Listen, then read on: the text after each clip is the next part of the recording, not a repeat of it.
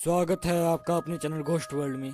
अगर आपने हमारे चैनल को सब्सक्राइब नहीं किया है तो पहले आप हमारे चैनल को सब्सक्राइब कीजिए और हाँ, बेल आइकन दबाना मत भूलिएगा ताकि हमारी आने वाली वीडियोस की नोटिफिकेशन आप तक पहुंचती रहे। तो बढ़ते हैं आज की कहानी की तरफ। एक बार एक नए विवाहित जोड़ा नए शहर में रहने जाते हैं। इस नए विवाहित जोड़े में लड़के का नाम विक्रम और लड़की का नाम साक्षी है। दोनों की शादी को अभी कुछ ही महीने हुए थे। दोनों बहुत खुश थे। एक दिन विक्रम की कंपनी वालों ने कंपनी के काम के लिए कुछ महीने के लिए विक्रम की दूसरे शहर में पोस्टिंग कर दी। कंपनी ने जो फ्लैट दिया उसमें ये लोग रहने जाते हैं, पर इनको यह नहीं पता था कि यह इनकी जिंदगी का सबसे खौफनाक पल बनने वाला है। पहले दिन ही साक्षी और विक्रम ने मिलकर पूरा फ्लैट सजा लिया। फ्लैट 2 BHK का था तो ज्यादा समय नहीं लगा। ये लोग नए शहर में ढलने की कोशिश की बात एक दूसरे से करने लगे और खाना खाकर अपने बेडरूम में सोने चले जाते हैं। देर रात में विक्रम की नींद खुल जाती है। वो पानी पीने के लिए उठता है। पलटकर जब वो साक्षी की तरफ देखता है तो उसे वहां साक्षी नहीं दिखती। थोड़ी देर बाद विक्रम के गले पर 2 हाथ पीछे से उसके ऊपर जाते हैं। विक्रम चौंक कर पीछे देखता है तो पीछे साक्षी खड़ी रहती है। साक्षी ने बोला, क्यों चौंक गए? मैं बाथरूम गई थी। तुम क्यों जगे हो? विक्रम बोलता है, कुछ नहीं, बस पानी पीने के लिए जगह था। ये लोग फिर सो जाते हैं। सुबह उठकर साक्षी दोनों के लिए नाश्ता और खाना बनाती है। विक्रम नाश्ता करके अपना टिफिन लेकर काम पर निकल जाता है। साक्षी अपने फ्लैट में अकेली सोच रही होती है, चलो जो बाकी का काम है उसे ही कर लेते हैं।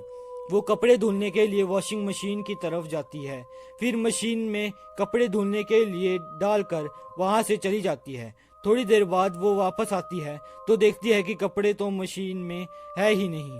वो घबरा कर इधर उधर ढूंढते ढूंढते अपने बेडरूम में पहुंचती है। वहां उसके सारे गीले कपड़े उसके बिस्तर पर थे। वो ये सब समझ नहीं पाती है। शाम को विक्रम के घर आने के बाद उसे ये सारी बातें बताती है। विक्रम इसे वहम समझकर बात काट देता है। रात में दोनों अपने बेडरूम में सोने चले जाते हैं। तभी रात में किसी की तेज तेज सांस लेने की आवाज विक्रम को सुनाई देती है। विक्रम धुंधली आंखों से बैठता है और मुड़ कर देखता है तो वो बिस्तर से डर के मारे गिर जाता है। वो देखता है कि बिस्तर पर साक्षी के बगल में कोई काला साया सोया है जो एक आदमी की तरह दिख रहा था। विक्रम दौड़कर बाथरूम में जाकर पहले अपनी आंख धोता है। वापस आकर फिर देखता है तो अब वहां कोई नहीं रहता। विक्रम को लगता है कि ये ठीक से न सोने की वजह से भ्रम हो रहा है। इसी तरह एक हफ्ता बीतने के बाद दोनों अब तक कई बार डर का सामना कर चुके थे, पर वो उसे भ्रम मानकर बार बार टाल देते थे। फिर एक दिन रात में दोनों अपने बिस्तर पर सोए थे। कुछ देर बाद बिस्तर हिलने लगता है। दोनों की नींद खुल जाती है। पहले साक्षी उठती है तो सब नॉर्मल था, फिर भी वो चेक करने के लिए बिस्तर के नीचे झांकती है और जैसे ही वो बिस्तर के नीचे झांकती है कोई उसके बाल पकड़कर बिस्तर के नीचे खींच लेता है। साक्षी चिल्लाती है तो विक्रम जग जाता है और वो बिस्तर के नीचे उतरकर साक्षी को देखता है और देखते ही वो पीछे की तरफ गिर जाता है। वो देखता है साक्षी लेटी हुई उसकी तरफ देख रही है और साक्षी के पीछे कोई है जो साक्षी का सिर जमीन पर दबाया हुआ है। वो फिर भी टॉर्च जलाता है तो वहां कोई नहीं रहता। फिर वो साक्षी को बाहर निकालता है। दोनों बहुत डर जाते हैं। विक्रम और साक्षी दोनों कमरे से बाहर जाने की कोशिश करते हैं पर कोई दरवाजे के पास खड़ा रहता है। दोनों की हिम्मत नहीं होती आगे बढ़ने की। तभी विक्रम अपना टॉर्च जलाने की सोचता है। टॉर्च काम नहीं करती। इस दौरान वो देखता है साक्षी उसके बगल में नहीं है। वो इधर उधर देखता है तो साक्षी दरवाजे के पास खड़ी होती है और डर के इशारे में कहती है, तुम्हारे पीछे है वो। विक्रम डरते हुए पीछे पलटता है। तभी उसे एक जोर का मुक्का पड़ता है जिससे वो जमीन पर गिर जाता है। उसके बाद उसके ऊपर कमरे के सामानों से हमला होता है। विक्रम को काफी चोट आ जाती है। उधर साक्षी दरवाजा खोलने में कामयाब हो जाती है। वो तुरंत विक्रम को उठाती है और वहां से निकलने लगती है।